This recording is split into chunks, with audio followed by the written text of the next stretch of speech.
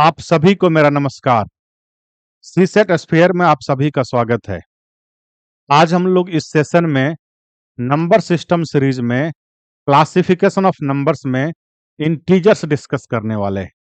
Integers का जो concept है वो डिस्कस करेंगे और यूपीएससी में जो क्वेश्चन पूछा गया है इंटीजर से रिलेटेड वो भी हम लोग डिस्कस करेंगे। अगर आप इस वीडियो में नए हैं तो इससे पहले वाला वीडियो जाके जरूर देखें ताकि इस वीडियो को आप अच्छे से समझ पाएं। तो चलिए हम स्टार्ट करते हैं क्लासिफिकेशन ऑफ नंबर्स में इंटीजर्स।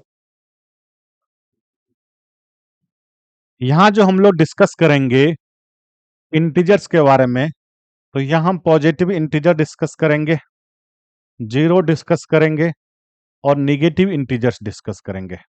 नेचुरल नंबर डिस्कस करने वाले हैं हम लोग इस वीडियो में, प्राइम नंबर, कंपोजिट नंबर और neither prime nor composite number जो है हम लोग आगे के वीडियो में डिस्कस करेंगे।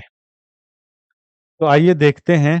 यहाँ पर देखो, the number -4, -3, -2, -1, 0, 1, 2, 3, 4 are called integers. ये जो है ये इंटीजर्स है।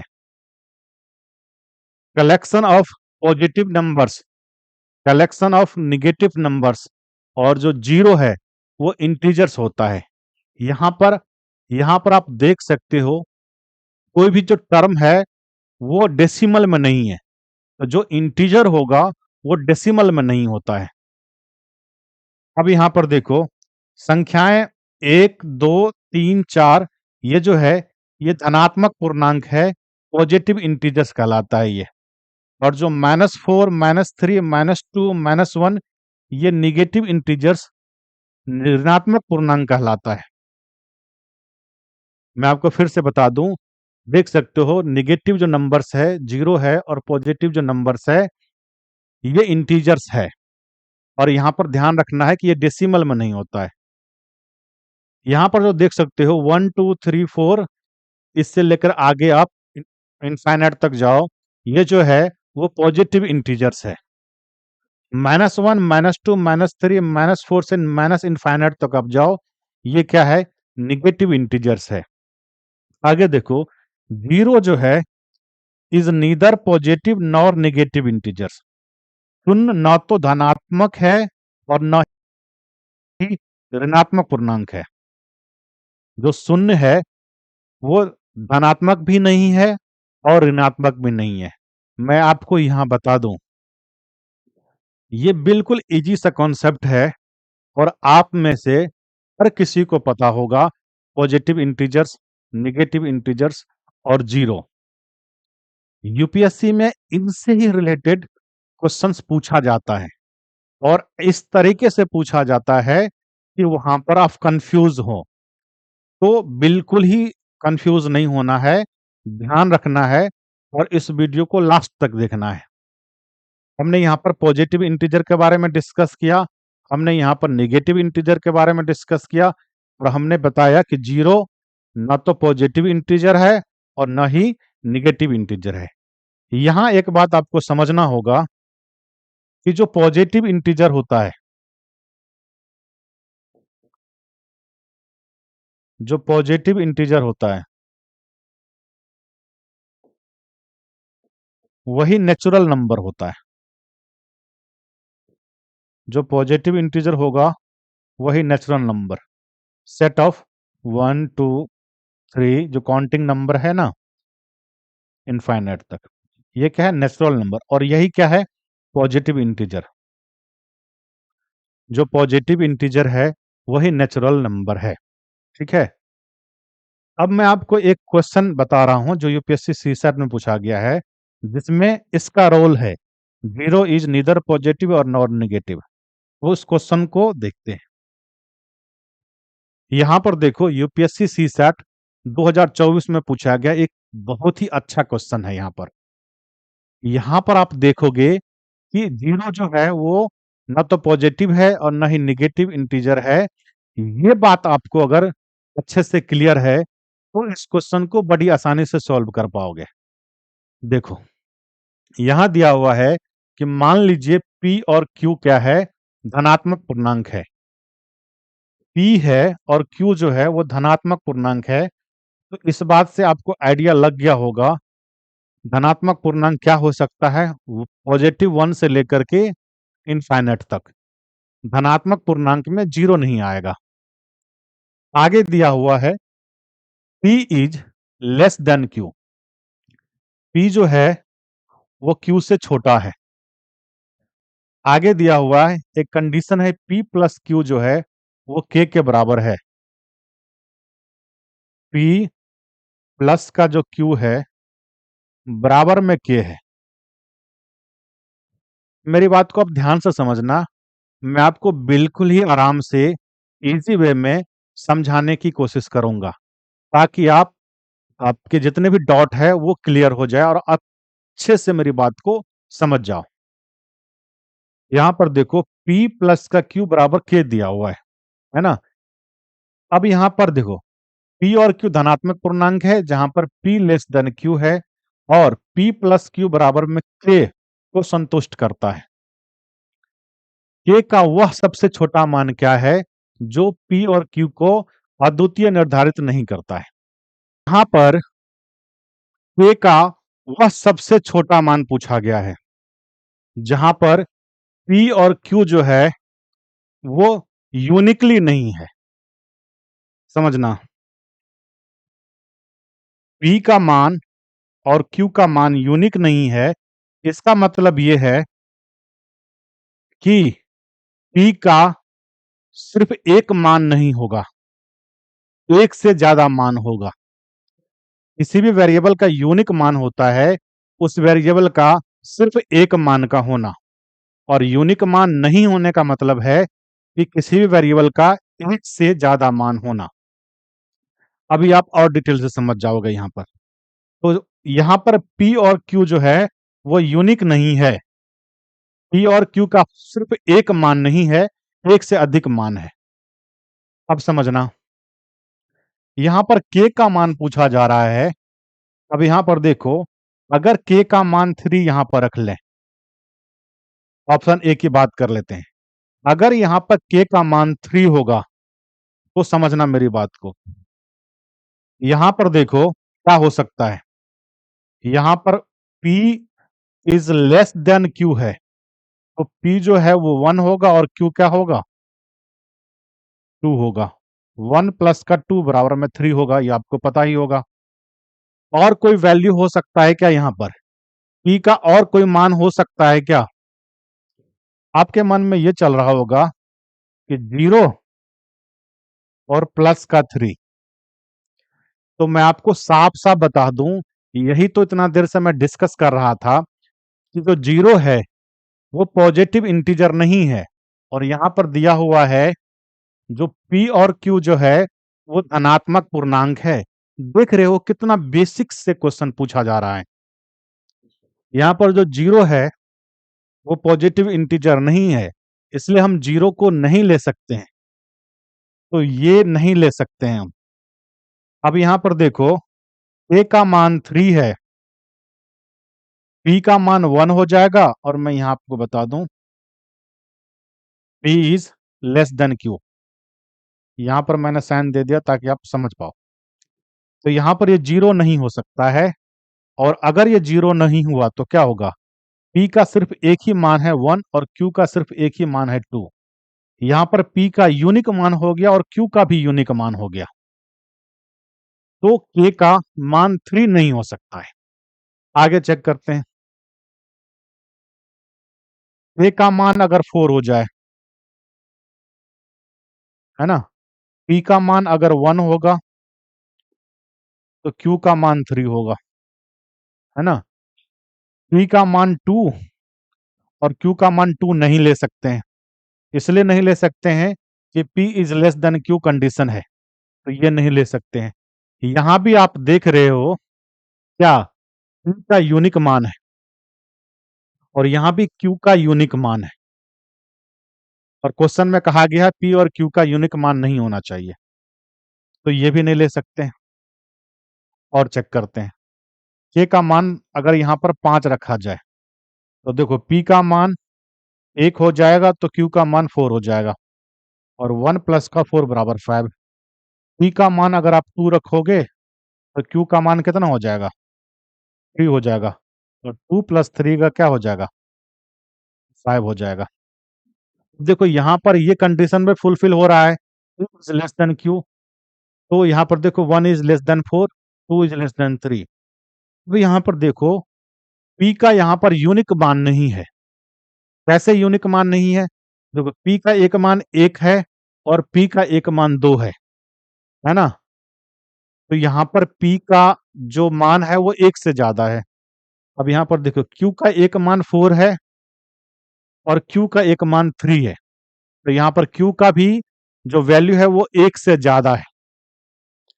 तो इसका मतलब ये है कि K का जो स्मॉलेस्ट वैल्यू है वो 5 होगा, ऑप्शन सी होगा, जहां पर P और जो Q है वो यूनिक नहीं है। मुझे लग रहा आप हमारे बात को समझ पा रहे हैं। इससे अगला वाला क्वेश्चन देखते हैं। इस क्वेश्चन को जब भी हम कोई क्वेश्चन डिस्कस कर रहे होते हैं तो पहले आप ये कोशिश करो, वीडियो को रोक करके पहले उसे खुद से सॉल्व करने की कोशिश करो, है ना?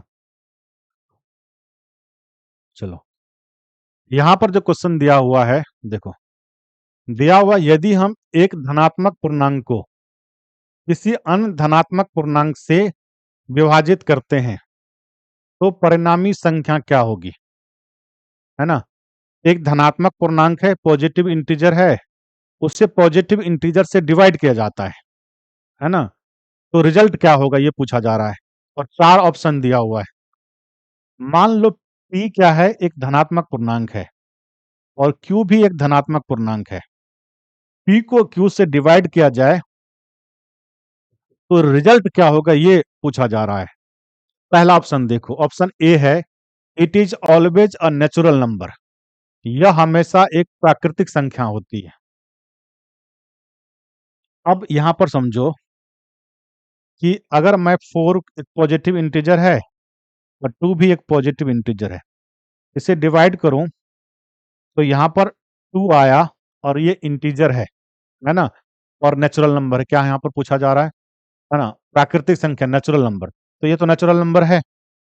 अगर यहाँ पर 5 रखा जाए और 5 को 2 से डिवाइड किया जाए, ठीक है, तो यहाँ पर ये देख सकते हो ये फ्रैक्शन में आ गया, है ना? 5.2 2.5 डेसिमल में, और ये क्या है, ये नेचुरल नंबर नहीं है। तो हम ये नहीं कह सकते कि हमेशा पॉजिटिव इंटीजर को पॉजिटिव इंटीजर से डिवाइड करें तो हमेशा वो नेचुरल नंबर होगा। तो ये गलत है, ये स्टेटमेंट गलत है। दूसरा देखो, it is always an integer, यह हमेशा एक पूर्णांक होता है, ये भी नहीं है। यहाँ पर देखो आप डिवाइड करोगे तो ये तो इंटीजर है, और यहाँ देखो आप डिवाइड करोगे ये भी पॉजिटिव इंटीजर है, ये भी पॉजिटिव इंटीजर है। यहाँ पर देखो ये डेसिमल में आ गया, इसका मतलब ये है कि ये भी सही नहीं है, ये स्टेटमेंट गलत है। अब यहाँ पर देखो, it is a rational number, यह एक परिमेय संख्या होती है। अब यहाँ पर देखो P अपॉन में Q है ना? अब ये देखो ये एक परिमेय संख्या है, ये भी एक परिमेय संख्या है। ध्यान रखना, अब फिर यहाँ पर फिर वही कॉन्सेप्ट है कि आपको पता होना चाहिए कि जो जीरो है ना तो पॉजिटिव इंटीजर है ना ही नेगेटिव इंटीजर है। अब इस स्टेटमेंट के लिए देखो, P और Q ऊपर में दिया हुआ धनात्मक पूर्णांक, धनात्मक पूर्णांक को धनात्मक पूर्णांक से डिवाइड किया जाए, ये पॉजिटिव इंटीजर है और ये भी पॉजिटिव इंटीजर है। तो यहाँ पर देखो, अगर ये पॉजिटिव इंटीजर है, ये भी पॉजिटिव इंटीजर है, तो पता है कि Q जो होगा वो जीरो नहीं होगा, Q जो होगा वो जीरो नहीं होगा, है ना? और अगर ऐसा है तो हमने पिछली क्लास में डिस्कस किया है कि यहाँ पर रेशनल नंबर जो होता है वो P बाय Q के फॉर्म में होता है, जहां पर Q जो है वो जीरो नहीं है, Q जो है वो जीरो नहीं है, और जहां पर P और Q जो है वो इंटीजर है। अब यहाँ पर देखो P और Q तो यहाँ पर इंटीजर है, क्वेश्चन के हिसाब से पी और क्यू इंटीजर है, और यहाँ पर धनात्मक यानी कि पॉजिटिव इंटीजर की बात की गई है, इसलिए क्यू जो है वो जीरो नहीं होगा। जो क्यू है वो जीरो नहीं होगा, और इस हिसाब से हम कह सकते हैं कि it is a rational number, है ना। एक धनात्मक पूर्णांक को एक धनात्मक पूर्णांक से डिवाइड किया जाए तो वो रैशनल नंबर होगा। तो ये जो ऑप्शन सी है वो सी सही है। ऑप्शन सी है वो सी सही है। आइए अगला क्वेश्चन देखते हैं।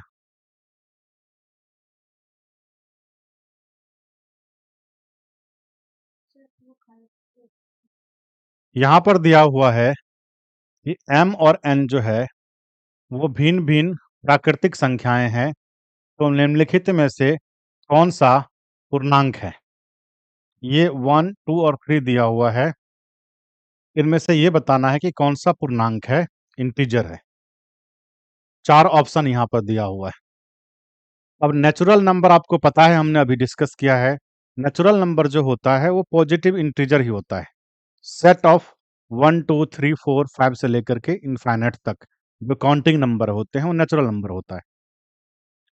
अब यहाँ पर देखो, m अपॉन में n प्लस का n अपॉन में n m, है ना। क्या ये इंटीजर हो सकता है क्या? अब इसको कैलकुलेट करोगे तो ये आता है m स्क्वायर प्लस का n स्क्वायर अपॉन में m n, है ना। तो ये इंटीजर नहीं हो सकता। यहाँ पर कोई भी वैल्यू आप रखोगे तो भी ये इंटीजर में नहीं आएगा, है ना। मान लेते हैं 1 और 2 रखते हैं। m का मान अगर 1 रखा जाए और n का मान 2 रखा जाए तो ये 1/2 हो जाएगा और ये 2/1 हो जाएगा, है ना। तो यहाँ पर देखो, जो इसका मान हो जाएगा 2 प्लस का 1/2 यानी कि 2 1/2 हो जाएगा, और ये इंटीजर में नहीं है। इसका मतलब ये इंटीजर नहीं हो सकता। ये एक्सप्रेशन देख लेते हैं कि ये एक्सप्रेशन जो है वो इंटीजर में है या नहीं है। अब यहाँ पर देखो, इसको आप कैलकुलेट करोगे तो ये mn हो गया, और इन दोनों का जो एलसीएम है वो mn हो जाएगा, और कैलकुलेट करोगे तो ये m स्क्वायर हो जाएगा और ये n स्क्वायर हो जाएगा। फिर यहाँ पर देखो ब्रैकेट में दिया है m स्क्वायर प्लस का n स्क्वायर और रेज़ टू पावर -1 दिया हुआ है। देखो यहाँ पर 5 के पावर में -1 का मतलब होता है जब ये पावर माइनस से प्लस करते हो तो यहाँ पर जो बेस होता है बेस का रेसिप्रोकल लिया जाता है 1/5। 1/5 के पावर 1 हो जाएगा।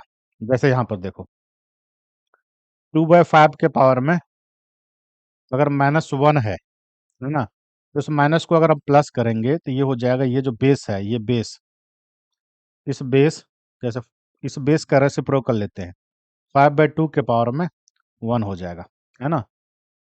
तो इसी तरीके से यहाँ अगर आप इसको कैलकुलेट करोगे तो इसके पावर में -1 है तो ये हो जाएगा 1/में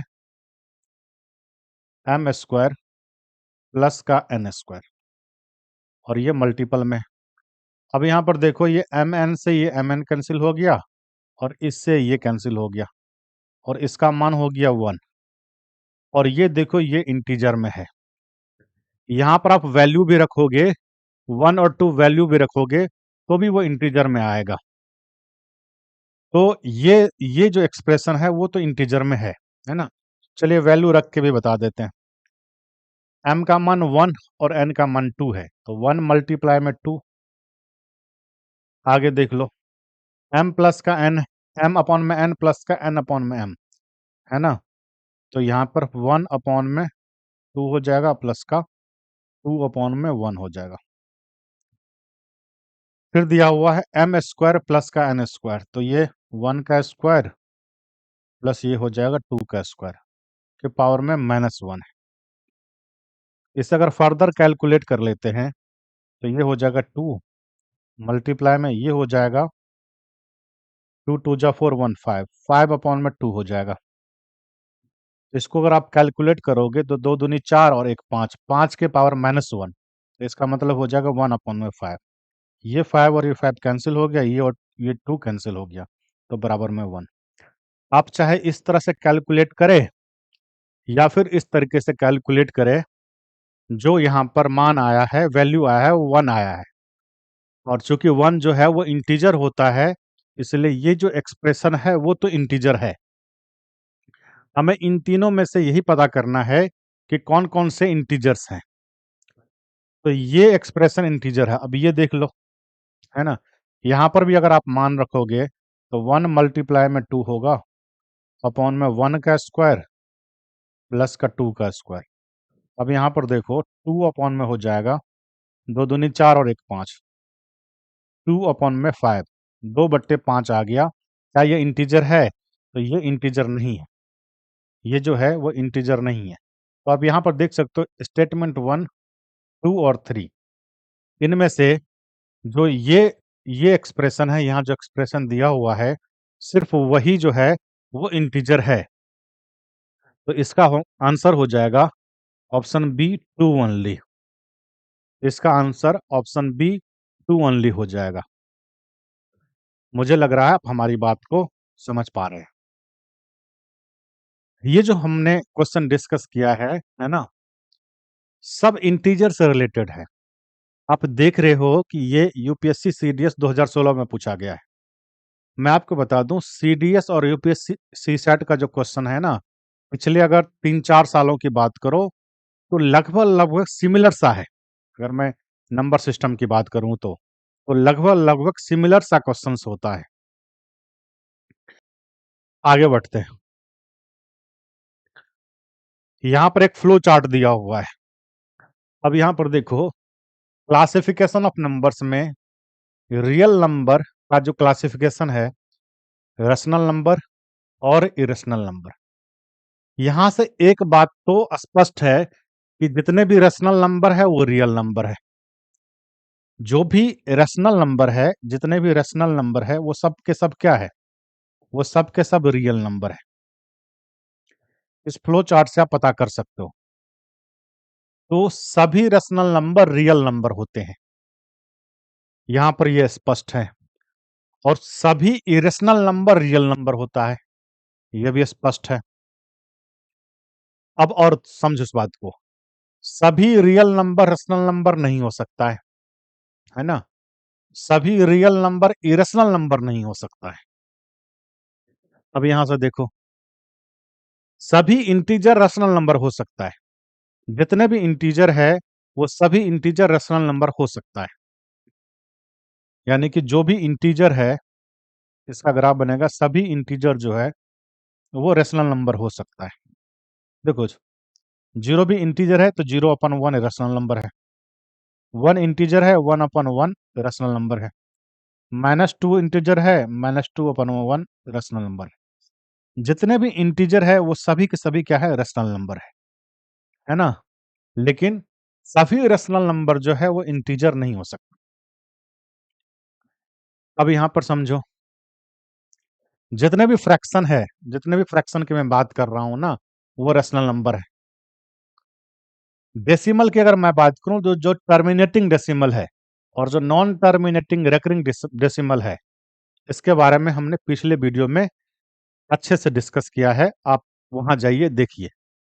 टर्मिनेटिंग डेसिमल और नॉन टर्मिनेटिंग रेकरिंग डेसिमल जो है ये रैशनल नंबर है ना? सभी डेसिमल नंबर जो है वो रैशनल नंबर नहीं होता है, लेकिन जो टर्मिनेटिंग डेसिमल है, नॉन टर्मिनेटिंग रेकरिंग डेसिमल है, वो रैशनल नंबर है। अब यहां से देख सकते हो, जो इंटीजर है, पॉजिटिव इंटीजर, नेगेटिव इंटीजर, हमने इंटीजर को क्लासिफाई किया पॉजिटिव इंटीजर में, नेगेटिव इंटीजर में और जीरो में, है ना? जो पॉजिटिव इंटीजर होता है वही नेचुरल नंबर है। जो पॉजिटिव इंटीजर है वही नेचुरल नंबर है, ये भी हमने डिस्कस किया। और नेचुरल नंबर और जीरो जो है, इन दोनों को मिला करके होल नंबर होता है। नेचुरल नंबर और जो जीरो है वो होल नंबर होता है। यानी कि जो होल नंबर होता है, इसका जो सेट होता है 0, 1, 2, 3 से लेकर के इनफाइनाइट तक, इसको ऐसे कह सकते हैं, जीरो एंड नेचुरल नंबर। इसका मतलब ये है, हम यहाँ पर ये कह सकते हैं कि सभी नेचुरल नंबर होल नंबर है। जितने भी नेचुरल नंबर है, सभी नेचुरल नंबर क्या है? होल नंबर है। लेकिन सभी होल नंबर नेचुरल नंबर नहीं है। लेकिन सभी होल नंबर नेचुरल नंबर नहीं है। अब इस बेसिस पे क्वेश्चन पूछा जाता है। आइए किस तरह से क्वेश्चन पूछा जाता है ये देख लेते हैं। यहाँ पर एक छोटा सा क्वेश्चन दिया हुआ है कि consider following statements, every integer is a rational number. प्रत्येक पूर्णांक एक परिमेय संख्या है। अभी अभी हमने डिस्कस किया है कि जितने भी इंटीजर्स है, पूर्णांक है, वो सभी क्या है, वो परिमेय संख्या है, रेशनल नंबर है। इसका मतलब ये है कि ये स्टेटमेंट तो सही है। दूसरा statement, every rational number is real number, है ना। यहाँ भी हमने डिस्कस किया है कि जो सभी रेशनल नंबर है वो सब के सब क्या है, रियल नंबर है। तो जितनी भी परिमेय संख्या है वो सब क्या है, वास्तविक संख्या है। तो इस हिसाब से दूसरा स्टेटमेंट भी सही है। तो यहाँ पर जो आंसर इसका होगा ऑप्शन सी, ओनली 1 एंड 2, है ना। यानी कि दोनों स्टेटमेंट यहाँ पर सही है। मुझे लग रहा है आप हमारी बात को समझ पा रहे हैं।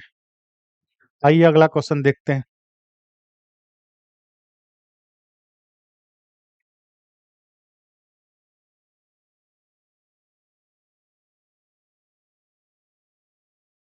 यहाँ पर जो दिया हुआ है, कंसीडर द फॉलोइंग स्टेटमेंट, ये 4 स्टेटमेंट दिया हुआ, पहला, दूसरा, तीसरा, चौथा। और बताना है कि उपयुक्त कथनों में से कौन सा सही है। अब यहाँ पर देखो, every natural number is real number. सभी नेचुरल नंबर क्या है, रियल नंबर है। ये बात भी सही है, अभी हमने डिस्कस किया। सभी नेचुरल नंबर जो है ना, वो इंटीजर है, पॉजिटिव इंटीजर, देख सकते हो। सभी नेचुरल नंबर इंटीजर है और सभी इंटीजर रियल नंबर है। तो हम कह सकते हैं यहाँ पर कि every natural number is real number. प्रत्येक वास्तविक संख्या एक प्रत्येक प्राकृतिक संख्या एक वास्तविक संख्या होती है। तो ये स्टेटमेंट तो ठीक है। Every real number is rational number, प्रत्येक वास्तविक संख्या एक परिमेय संख्या होती है। ये स्टेटमेंट सही नहीं है। सभी परिमेय संख्या वास्तविक संख्या हो सकती है। देखो, परिमेय संख्या और वास्तविक संख्या में जो रिलेशन बनेगा वो कुछ ऐसा बनेगा। परिमेय संख्या हो गया और ये हो जाएगा वास्तविक संख्या। ऐसा रिलेशन बनता है। यानी कि सभी परिमेय संख्या वास्तविक संख्या तो हो सकती है, लेकिन सभी वास्तविक संख्या परिमेय संख्या नहीं हो सकती। तो दो स्टेटमेंट तो गलत है। फिर आगे देखो, every integer is a real number. प्रत्येक इंटीजर एक वास्तविक संख्या है। स्टेटमेंट सही है, अभी हमने डिस्कस किया। Every rational number is real number, तो प्रत्येक परिमेय संख्या एक वास्तविक संख्या है। ये भी सही है। तो यहाँ पर जो हमारा जो स्टेटमेंट है उसमें पहला, तीसरा और चौथा सही है। अब यहाँ पर देखो, पहला, तीसरा, चौथा, पहला, दूसरा, तीसरा, दूसरा, तीसरा, तीसरा और चौथा। तो पहला, तीसरा, चौथा, यहाँ पर पहला, दूसरा, चौथा है। तो यहाँ पर दूसरा नहीं होगा, ये तीसरा होगा। तो इसका जो आंसर होगा ऑप्शन बी हो जाएगा, पहला, तीसरा और चौथा। यहाँ पर ये स्टेटमेंट जो है वो सही है। मैं बिल्कुल आपको आराम से समझा रहा हूँ, ठीक है। आराम से समझिए ताकि आपके सभी जो डॉट्स हैं वो क्लियर हो जाए। अगला क्वेश्चन देखते हैं। हाँ, यहाँ जो क्वेश्चन दिया हुआ यूपीएससी सीसेट 2021 में पूछा गया है।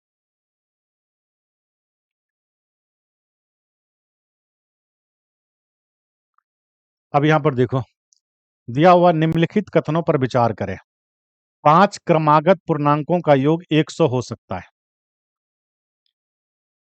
एक स्टेटमेंट दिया हुआ कि 5 क्रमागत पूर्णांकों का योग 100 हो सकता है। अब यहाँ पर क्रमागत पूर्णांक क्या होता है समझना। मान के चलो कि एक पूर्णांक 2 है, उससे अगला पूर्णांक जो है वो 3 है, उससे अगला जो है 4 है, उससे अगला जो 5 है। तो ये जो है ना, इसको बोलते हैं क्रमागत पूर्णांक। क्रमागत पूर्णांक का मतलब होता है कि एक पूर्णांक अगर x है तो दूसरा पूर्णांक x प्लस 1 है। तीसरा पूर्णांक क्या है? x प्लस 2 है। और चौथा पूर्णांक क्या है? x प्लस 3 है।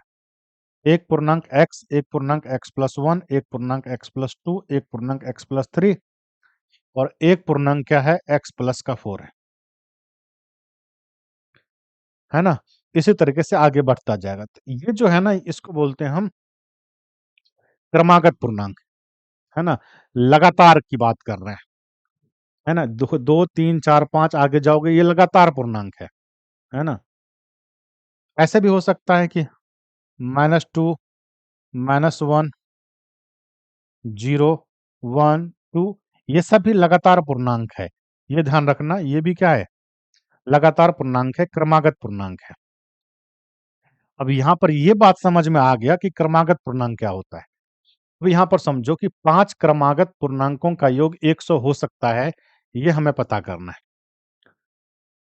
अगर मैं तुमसे ये कहूं कि एक पूर्णांक अगर x है, तो इससे पहले वाला एक पूर्णांक होगा x माइनस का 1 और अगला वाला हो जाएगा x प्लस का 1 और इससे अगला वाला हो जाएगा x प्लस का 2 और इससे पहले वाला हो जाएगा x माइनस का 2।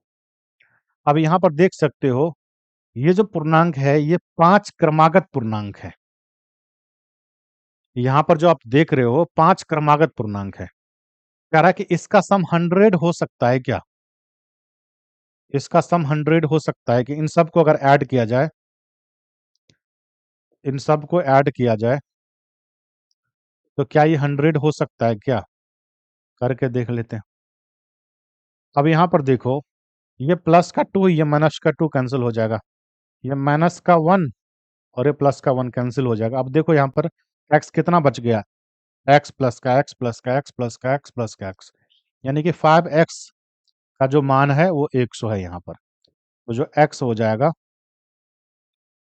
वो 20 हो जाएगा। इसका मतलब ये है कि 5 क्रमागत जो पूर्णांक है उसका जो सम है वो 100 हो सकता है। कैसे हो सकते हैं? यहाँ पे देखो 20 आ गया x, तो एक 21 हो जाएगा और एक 22 हो जाएगा। एक हो जाएगा 19 और एक हो जाएगा 18, यानी कि 18, 19, 20, 21, 22 ये 5 क्रमागत पूर्णांक है और इसका अगर आप सम निकालोगे तो इसका सम 100 होगा। तो इस हिसाब से ये तो पता चल गया कि स्टेटमेंट पहला जो है वो स्टेटमेंट बिल्कुल सही है, इसमें कोई दिक्कत वाली बात नहीं है। अब दूसरा स्टेटमेंट देख लेते हैं। दूसरा स्टेटमेंट ये कह रहा है कि 3 क्रमागत प्राकृतिक संख्याओं का गुणनफल उसके योग के बराबर हो सकता है। 3 प्राकृतिक संख्याएं, है ना? उसमें भी कह रहा है 3 क्रमागत प्राकृतिक संख्याओं का गुणनफल उसके योगफल के बराबर हो सकता है। अब देखो 3 क्रमागत प्राकृतिक संख्याएं 1, 2 और 3, ये क्रमागत प्राकृतिक संख्याएं हैं। इसका अगर आप सम निकालोगे, 3, 2, 5 और 1, 6, सम 6 आ गया, है ना? इसका अगर आप गुणनफल निकालोगे तो 1 मल्टीप्लाई में 2 मल्टीप्लाई में 3, 3 दूनी 6 और 6 को 1 से आप मल्टीप्लाई करोगे तो 6 ही होगा। तो यहाँ पे 6, तो इसका मतलब ये है कि दूसरा स्टेटमेंट भी सही है। 3 क्रमागत जो प्राकृतिक संख्याएं हैं उसका गुणनफल और उसका योगफल दोनों बराबर हो सकता है। ठीक है? तो इसका जो आंसर हो जाएगा सी ऑप्शन, बोथ 1 एंड 2। ठीक है? Both 1 and 2। आगे बढ़ते हैं। समझ में आ रही होगी आपको मेरी बात? ठीक। हम्म। अब एक और क्वेश्चन देखते हैं। यहाँ पर देखो, ये सभी जो क्वेश्चन हमने लिया हुआ है वो इंटीजर से रिलेटेड है ना? अब इस क्वेश्चन को देखो, एक बार वीडियो रोक करके आप खुद से बनाने की कोशिश करो। यूपीएससी सीसेट 2022 में पूछा गया क्वेश्चन है। क्वेश्चन दिया हुआ कि 3 क्रमागत पूर्णांकों का योग उसके गुणनफल के बराबर है। ऐसी कितनी संभावनाएं हैं, ऐसी कितनी पॉसिबिलिटीज है? 3 क्रमागत पूर्णांक है यहाँ पर। अब यहाँ पर पूर्णांक है, वहां पर पिछले क्वेश्चन में आप देख सकते हो, यहाँ पर 3 क्रमागत क्रमागत प्राकृतिक संख्या थी, यहाँ पर है 3 क्रमागत पूर्णांक। देखो, प्राकृतिक संख्या नेचुरल नंबर जो है वो सिर्फ पॉजिटिव में हो सकता है। सेट ऑफ 1 2 3 जो पॉजिटिव है ना, पॉजिटिव इंटीजर, वो नेचुरल नंबर होता है। तो वहां पर जो नेचुरल नंबर था, वहां पर सिर्फ जो वैल्यू है वो पॉजिटिव में हो सकता था। लेकिन यहाँ पर क्या है, यहाँ पर इंटीजर है, तो आप पॉजिटिव मान भी ले सकते हो और नेगेटिव मान भी ले सकते हो। याद रखना, यहाँ पर हम जीरो भी ले सकते हैं, क्योंकि मेरे भाई जीरो भी एक इंटीजर है। ना तो पॉजिटिव है, ना ही नेगेटिव है, लेकिन जीरो भी एक इंटीजर है। इस बात को ध्यान रखना। तो यहाँ पर हम जीरो भी ले सकते हैं मेरे भाई। देखो यहाँ पर 3 क्रमागत पूर्णांकों का योग। अब यहाँ पर देखो, अगर मैं 1 2 और 3 की बात करूं, तो इनका जो सम है और इनका जो मल्टीपल है वो 6 है। ये हमने अभी भी डिस्कस किया। एक पॉसिबिलिटी तो ये हो गया। दूसरी पॉसिबिलिटीज देख लो। -1 -1 प्लस का -2 प्लस का -3। इसे आप कैलकुलेट करोगे तो क्या आएगा यहाँ पर, -3 -2 और -1, ये हो जाएगा माइनस का 6। माइनस का 1 मल्टीप्लाई माइनस का 2 मल्टीप्लाई माइनस का 3। माइनस माइनस कैंसिल हो गया, यहाँ पर माइनस माइनस प्लस, और फिर प्लस माइनस माइनस हो गया यहाँ पर। ऐसे मल्टीप्लाई करोगे, 3 2 जा 6 1 जा 6, यहाँ पे 6 हो गया। एक पॉसिबिलिटी तो यहाँ से आ गया, यहाँ से एक पॉसिबिलिटीज आ गया, और यहाँ से एक पॉसिबिलिटीज आ गया। अगला पॉसिबिलिटीज देख लेते हैं। अब यहाँ पर देखो, माइनस का 1 है ना, 0 और प्लस का 1, ये 3 कंजिक्यूटिव इंटीजर है, 3 क्रमागत पूर्णांक है। इनका अगर सम आप करोगे तो 0 आएगा, है ना। अब इसका मल्टीपल देख लेते हैं। -1 मल्टीप्लाई 0 मल्टीप्लाई में +1, ये भी 0 हो जाएगा, क्योंकि 0 को अगर आप किसी भी संख्या से मल्टीप्लाई करो तो वो 0 ही आएगा। यहाँ भी एक पॉसिबिलिटीज हो गया। क्या और कोई पॉसिबिलिटीज हो सकती है क्या? अब यहाँ पर देखो, अगर और कोई आप पॉसिबिलिटीज लोगे, जैसे -2 -1 और 0 ले, है ना, तो इनका सम हो जाएगा -3, लेकिन इसका मल्टीपल हो जाएगा 0। तो यहाँ पर है ना, ऐसी और कोई संभावनाएं नहीं हो सकती है। यही 3 संभावनाएं हैं, एक पॉसिबिलिटीज, दूसरा और तीसरा, है नहीं, है ना। तो यहाँ पर सिर्फ 3 पॉसिबिलिटीज है, सिर्फ 3 संभावनाएं हैं। तो जो इसका आंसर हो जाएगा ऑप्शन सी, ओनली 3। अब आप देख सकते हो कि इंटीजर से कैसा कैसा क्वेश्चन आ रहा है। कॉन्सेप्ट कितना, सिर्फ एक छोटा सा कॉन्सेप्ट था, उसी कॉन्सेप्ट से किस तरीके के क्वेश्चंस पूछा जा रहा है। और मैंने स्टार्टिंग में भी बताया था, जीरो बिल्कुल भी ध्यान रखना, जीरो ना तो पॉजिटिव इंटीजर है, ना ही नेगेटिव इंटीजर है। आइए अगला क्वेश्चन देखते हैं।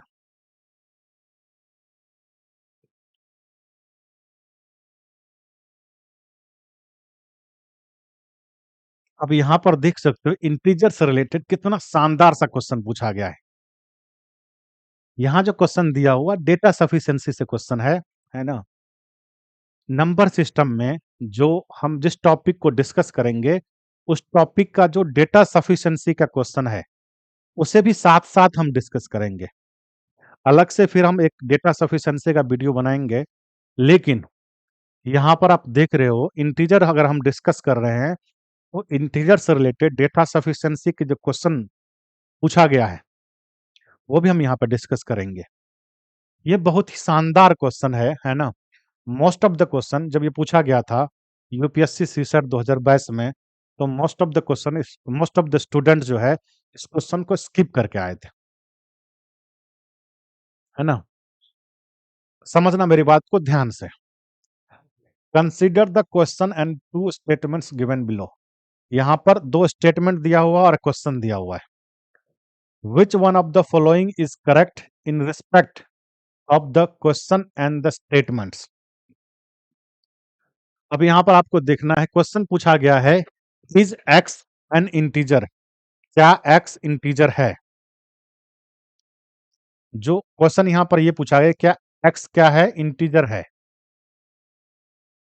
अब यहाँ पर ध्यान देना है, डेटा सफिशिएंसी का क्वेश्चन है, तो मेरे भाई यहाँ पर ये ध्यान देना है कि इसका आंसर यस भी हो सकता है और नो भी हो सकता है।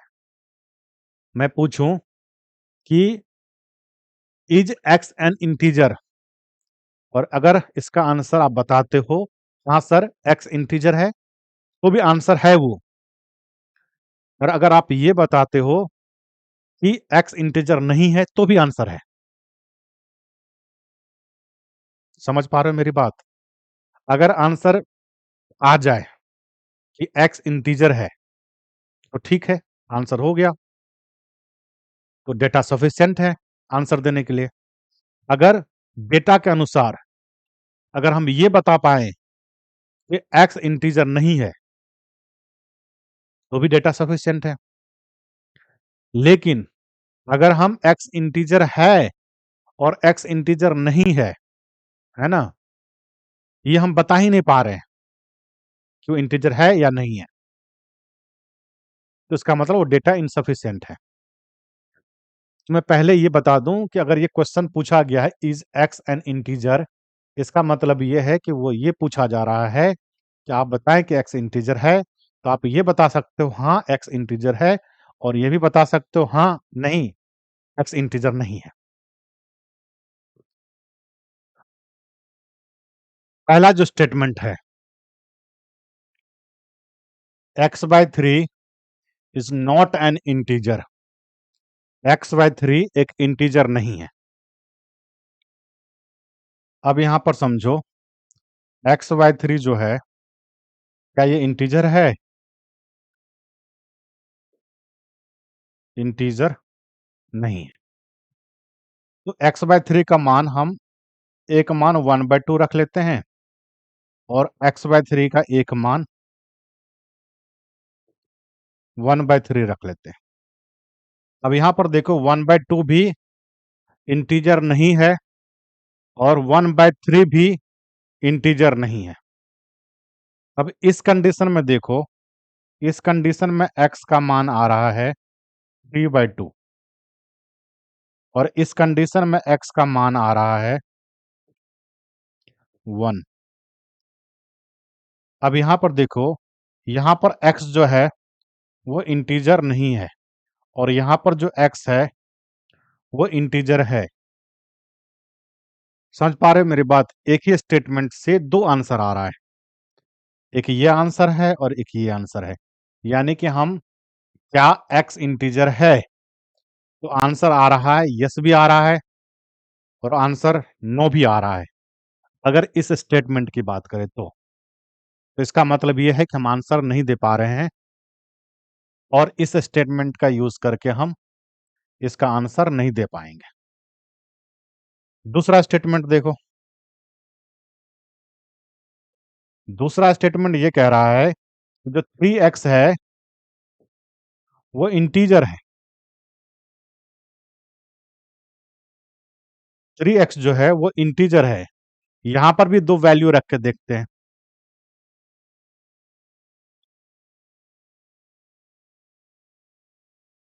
3x इंटीजर है तो 3x का मान यहाँ पर 1 रख लेते हैं और 1 क्या है? इंटीजर है। तो 3x का मान 3 यहाँ पर रख लेते हैं और 3 क्या है? इंटीजर है। ये दिया हुआ है कि 3x इज एन इंटीजर। अब समझना मेरी बात को, यहां पर देखो x का मान आ गया 1 और यहां पर देखो x का मान आ गया 1/3।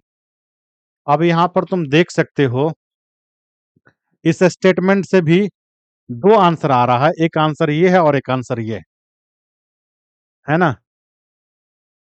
यहां से इंटीजर नहीं है और यहां से ये x इंटीजर है, तो यहां से भी हम परफेक्टली नहीं कह सकते हैं कि x इंटीजर है या नहीं है। तो स्टेटमेंट 2 का भी यूज करके हम ये नहीं बता पाएंगे कि x इंटीजर है या नहीं है। अब यहां पर ये चेक कर लेते हैं कि दोनों स्टेटमेंट को अगर कंबाइन किया जाए तो क्या हम बता पाएंगे कि x इंटीजर है या नहीं है। अब यहां पर देख लो 3x क्या है, इंटीजर है, तो 3x का मान 1 रख लेते हैं और एक मान जो है 3x का 3 रख लेते हैं। अब यहां पर समझो कि 3x इज एन इंटीजर, तो x का मान क्या हो जाएगा, यहां पर 1/3 होगा जो कि इंटीजर नहीं है। अब यहां पर देखो x/3 is not an integer, x/3 is not an integer. यहां पर x का मान 1/3 आ गया और यही मान हम x/3 में रख लेते हैं, तो ये हो जाएगा 1/3/3। क्या होगा, ये हो जाएगा भाई 1/9। यहां से भी इंटीजर नहीं है और यहां से भी इंटीजर नहीं है ना। दोनों को अगर हम इस एग्जाम्पल से कंबाइन कर रहे हैं तो हमारा जो आंसर आ रहा है कि x इंटीजर नहीं है। अब एक और एग्जाम्पल ले लेते हैं। यहां पर देखो x का मान क्या हो गया, x का मान 1 हो गया, है ना। और यही देखो x/3, अब 1 यहां पर रखोगे तो ये 1/3 आ गया। अब यहां पर देखो ये इंटीजर है और यहां पर जो x/3 है वो इंटीजर नहीं है, यहां पर देख सकते हो ये इंटीजर नहीं है, तो यहां पर इंटीजर आ गया और यहां पर इंटीजर नहीं है। हमने दो अलग अलग मान रखा, है ना। तो यहाँ पर देख सकते हो दोनों कंडीशन में इंटीजर नहीं है आंसर आया, और यहाँ पर एक कंडीशन में इंटीजर है और वही x का मान यहाँ पर रखा जाए, है ना, तो हमारा जो आंसर आया वो ये आया कि इंटीजर नहीं है। तो इसका मतलब ये है कि दोनों स्टेटमेंट को कंबाइन करके भी हम इसका आंसर नहीं दे सकते हैं कि x इंटीजर है या नहीं है। मुझे लग रहा है आप हमारी बात को समझ पा रहे हैं। आइए एक और ऐसा ही क्वेश्चन है जो डिस्कस करते हैं।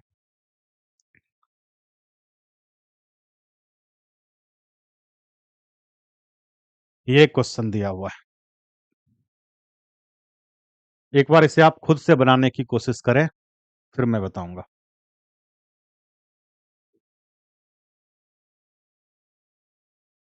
ठीक, यहां पर इसका जो आंसर हो जाएगा, both statement 1 and statement 2 are not sufficient to answer this question. D option हो जाएगा, वैसे मैंने बता दिया था। चलो, ये यूपीएससी सी सेट 2023 में पूछा गया डेटा सफिशिएंसी का क्वेश्चन है जो इंटीजर से रिलेटेड है।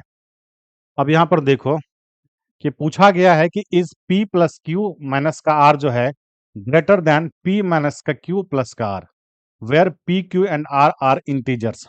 ये इंटीजर्स है और दो स्टेटमेंट दिया हुआ है, इस अनुसार से हमें ये बताना है कि इनमें से कौन सा सही है। अब यहाँ पर देखो सेम क्वेश्चन है कि यहाँ पर ये पूछा गया है कि क्या ये ग्रेटर है इससे। अगर आंसर यस आता है तो भी ठीक है, और अगर आंसर नो आता है तो भी ठीक है। यानी कि यस के कंडीशन में भी अगर सिर्फ आंसर यस आता है तो उसके कंडीशन में भी हम कह सकते हैं डेटा सफिशिएंट है, और अगर आंसर नो आता है तो उस कंडीशन में भी बोल सकते हैं डेटा सफिशिएंट है। और अगर आंसर यस और नो दोनों आ रहा है इसका मतलब डेटा सफिशिएंट नहीं है। अब यहां पर समझो कि अगर ये p प्लस का q माइनस का r इज ग्रेटर देन, अब यहां पर देखो p प्लस का q माइनस का आर ग्रेटर देन, ग्रेटर अगर ये है ना, तो ये जो होगा इनमें से अगर आप इसको हटाओगे, पी माइनस का क्यू प्लस का आर, इनमें से इसको माइनस करोगे तो ये पॉजिटिव होगा अगर ये ग्रेटर होगा तो, और अगर ये ग्रेटर नहीं होगा तो क्या होगा, ये निगेटिव होगा। इसका जो आउटकम होगा वो निगेटिव होगा। अगर हमारा आंसर ये ग्रेटर आ गया, अगर ये ग्रेटर है तो पॉजिटिव होगा, और अगर ये ग्रेटर नहीं है तो इसका जो आउटकम होगा निगेटिव होगा। अब इसे कैलकुलेट कर लेते हैं। पी प्लस का क्यू माइनस का आर माइनस का पी, और माइनस माइनस हो जाएगा ये प्लस का क्यू, और प्लस माइनस माइनस आर, है ना। अब यहाँ पर देखो ये आ जाएगा पी और पी कैंसिल हो गया, है ना। और यहाँ पर देखो क्यू और क्यू ये हो जाएगा 2Q,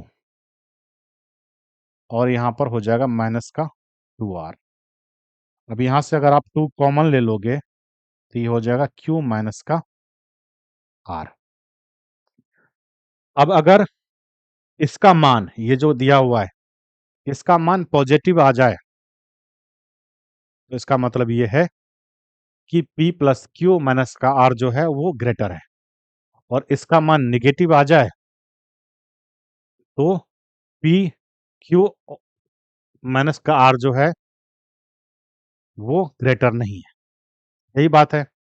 अब यहाँ पर देखो ये स्टेटमेंट, स्टेटमेंट कह रहा है P माइनस का Q जो है वो पॉजिटिव है। अगर P माइनस का Q अगर पॉजिटिव है तो इसका मतलब ये है कि P जो होगा वो Q से ग्रेटर होगा। इसका मतलब ये है कि P is greater than Q। पहला स्टेटमेंट में दिया हुआ कि P जो है वो ग्रेटर देन Q है। अब यहाँ पर देखो ये यहाँ पर रख सकते हो क्या, अब यहाँ पर जो रिलेशन दिया हुआ है P और Q में दिया हुआ है, और हमें यहाँ पर वैल्यू चाहिए Q और R का वैल्यू चाहिए, क्योंकि P कुछ भी होगा तो कैंसिल हो जाएगा। तो हमें यहाँ पर जो वैल्यू चाहिए Q और R का चाहिए, और पहले स्टेटमेंट जो है, जो पहला स्टेटमेंट है वो P और Q में रिलेशन दिया हुआ है। तो इस हिसाब से तो हम इस स्टेटमेंट से बता ही नहीं पाएंगे, है ना, कि ये जो है ज्यादा है या कम है, यानी ग्रेटर है या स्मॉलर है। तो पहला स्टेटमेंट तो कैंसिल हो गया। दूसरा स्टेटमेंट देखो, P minus R is negative, कह रहा है कि P माइनस का R जो है वो निगेटिव है, और निगेटिव का मतलब ये है, निगेटिव का मतलब ये है कि P जो है इज लेस देन R होगा, और अगर P लेस देन R होगा तभी निगेटिव हो सकता है। अब यहाँ पर समझो P लेस देन R है, तो यहाँ पर Q और R में रिलेशन दिया हुआ है, और यहाँ पर P और R में रिलेशन है, ठीक है।